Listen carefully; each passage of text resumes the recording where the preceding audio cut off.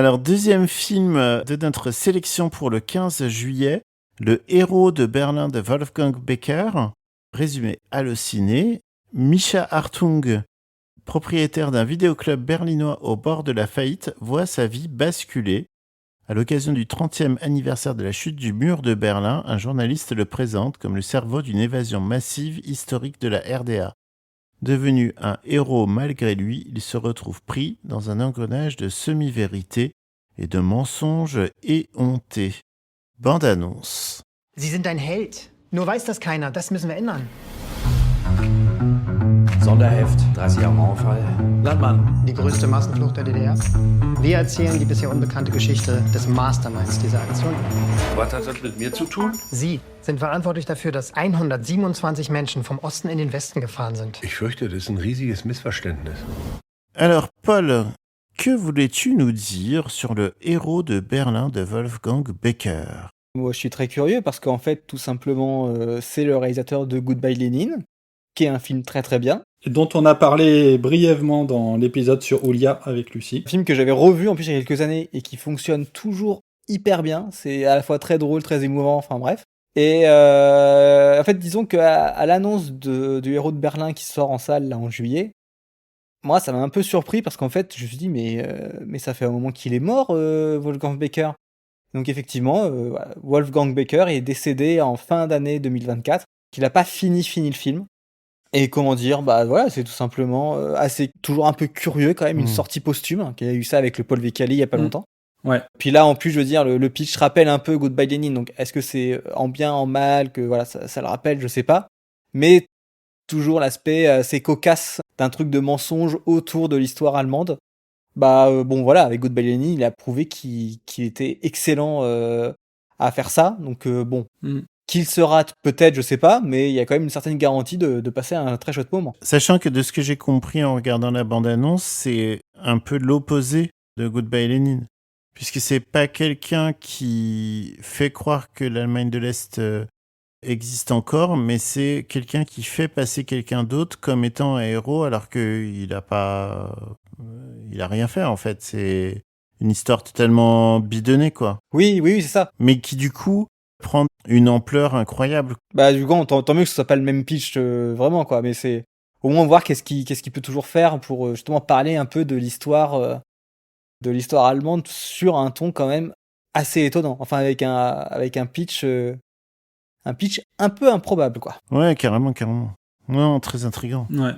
Oui, et puis qui parle un peu, enfin qui fait écho à, on peut dire à l'époque actuelle où les emballements médiatiques, quoi, la façon dont en bien ou en mal quelqu'un va se trouver catapulté, parce qu'il y a par exemple à la fois les bad buzz, mais il y a aussi les bons buzz, les good buzz on va dire, où par exemple il y a quelqu'un, un comédien ou une personnalité qui d'un seul coup va être présenté comme la personne la plus formidable du monde. C'est quelque chose qui peut être assez lourd à porter, quoi. En ce moment, je sais pas si c'est déjà passé, mais en tout cas, l'été dernier, c'était Pedro Pascal, quoi. Oui. Où, au fait, tu voyais passer plein d'articles où on disait « Regardez ce qu'il fait, regardez ce geste de bonté qu'il fait, alors qu'il ne sait même pas qu'il est filmé, dis donc. » Enfin, ouais, ce genre de choses, quoi. Donc je doute pas que ce soit quelqu'un de sympathique, mais... Moi, je trouve ça hyper con comme procédé, enfin, personnellement, hein, mais... bien sûr, ouais. Mais c'est vrai que là, pour le coup, c'est vrai qu'il y a la donnée média dans le lot. Alors, je sais pas s'il y a un lien un peu, mais c'est vrai que ça fait un peu sur comment, en fait, les gens ont besoin d'un héros. Et, connexion un peu lointaine. Alors, j'ai toujours pas lu ce livre, mais on me l'a conseillé beaucoup. C'est La fin de l'homme rouge. Est-ce que c'est un livre sur karaté contre mafia? Le rouge. C'est une blague qui est extrêmement de niche. Ah ouais, là, putain, on est bien de niche, là. Mais ceux qui l'auront. Voilà. Oui, donc ça me faisait penser donc à La fin de l'homme rouge, donc un livre de Svetlana Alexievitch, qui est une autrice qui sort des livres documentaires, un peu des histoires orales. C'est elle qui notamment avait fait le livre La supplication. Yes. Autour de Tchernobyl.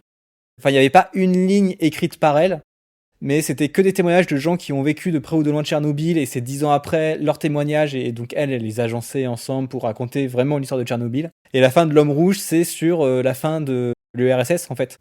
Comment les Russes se sont débarrassés du régime communiste. Mm. Mais apparemment, voilà, c'est ce qu'on m'a dit, il y a quand même toujours en Russie quelque chose d'hyper ancré sur il faut un leader.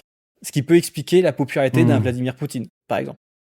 Donc c'est juste, le régime, ils en avaient ras le cul, mais ils sont toujours matrixés dans leur tête sur il faut le leader qui mène le peuple. Ouais. Et moi, c'est vrai que du coup, ça me fait penser au diptyque d'Andrzej Wajda sur l'homme de marbre et l'homme de fer, mais justement qui parle de l'époque du communisme, de l'URSS, de l'Union soviétique, ou la façon dont on fabrique des héros pour servir la propagande, au fait. Et quelque part, c'est quelque chose qu'on retrouve encore aujourd'hui, d'autant plus sur les réseaux sociaux, où on va porter au pinacle quelqu'un, et parfois on sait pas d'où ça vient, et parfois c'est des choses qui sont orchestrées justement à des fins propagandistes. Mais par contre, rassurez-moi, Pedro Pascal, il est sympa quand même. Bah on sait pas, on le connaît pas. Mais s'il nous écoute, non. Est-ce qu'il connaît Vincent Macaigne ? Mais moi je trouve ça hyper con parce que en fait avec l'affaire Weinstein, tout ça, c'est genre bidule qui avait une image de type super, en fait on se rend compte que c'est un prédateur sexuel machin et tout. Patrick Bruel. Du coup, ouais. Ah, Patrick Bruel. Ouais, voilà. Et genre Petro Pascal, il y a un peu ouais, le mec, l'aura de l'image, ouais, c'est pas du tout lui c'est l'inverse quoi, c'est le mec gentil. Et j'ai envie de dire ouais, mais le problème c'est que en fait, il y a qu'on porte au nu, enfin qu'il y a que des gars et des images médiatiques super fortes quoi, parce que Pedro Pascal, il est peut-être super sympa. Là concrètement, s'il veut monter un système de prédation pour agresser des meufs, il peut y aller hein, parce que là, il est défendu par le monde entier quoi. Enfin, c'est vraiment on recréait le truc qui faisait que bon bref, ça m'énerve. Ouais, alors petite anecdote aussi sur une découverte très récente. Voilà, je sais pas si vous connaissez le nom de Alexei Kravchenko. C'est un visage hyper connu dans le cinéma puisque c'est lui l'adolescent dans Va et regarde de Elem Klimov. Oui. Ah bah oui. Plus connu sous le titre de Requiem pour un massacre. Donc c'est un acteur qui, adolescent, a un visage hyper iconique, hyper fort pour dénoncer la guerre. Bon. Parce que là, tu parlais de film feel good tout à l'heure, on est en plein dedans. On est en plein dedans. Bon. Qu'est-ce qui devient cet acteur ? Il continue de tourner des films, toujours des films de guerre, sauf que cette fois, il fait des films de propagande pour la milice Wagner. Voilà. Du coup, le même visage qui montrait les horreurs de la guerre, là, le même visage appelle à faire des crimes de guerre. Parce que voilà, une tournure de carrière. Et c'est assez troublant parce que c'est bon, là maintenant, il a plus de 50 ans, le gars, mais c'est le même visage, quoi. C'est vraiment super spé. Enfin, ouais. Bah écoute, chacun sa route, chacun son chemin. Hein. C'est ça. Ouais. Passe le message à ton voisin. Sauf s'il est ukrainien. Enfin, grosso modo. Ouais. Voilà. Donc du coup, voilà, il faudra aller voir le film pour savoir ce qui était réel, ce qui n'était pas réel. Ouais. En sachant que du coup, oui, il y a toujours ce côté, si malheureusement le film n'est pas aussi bon qu'espéré, c'est peut-être aussi en partie parce que le réalisateur a quitté le projet en cours de route, malgré lui.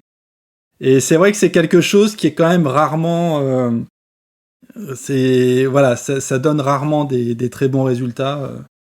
Au cinéma, j'avais vu, ça s'appelait comment ? C'était Trésor, Mon Trésor, le film de Claude Berry qui avait été fini par François Dupeyron. Ah oui. Et je comprends pas à quel moment ils se sont dit François Dupeyron, on va lui faire finir un film, une comédie avec un chien qui pète. Mais et Didier Bourdon. Ouais. Et aussi Mathilde Seigné, mais bon. Mais c'est vrai que même les réalisateurs qui ont même pris cher. J'ai vu il y a pas très longtemps La Maison et le Monde de Satya Gitre, qui est un cinéaste immense, hein. Sauf qu'il a fait un AVC, oui. Enfin, du coup, il a fait ses derniers films, il était... Et La Maison et le Monde, j'avoue, j'ai trouvé ça hyper plan-plan chiant, quoi. Mais je pense qu'il y a un lien, hein, très concret, hein, sur la maladie, le mec affaibli, et de faire un film... Ouais, comme Hitchcock qui a fait Complot de famille, alors que si je me rappelle bien, il a dirigé le truc depuis sa voiture, quoi, en gros. Non, ah oui, d'accord.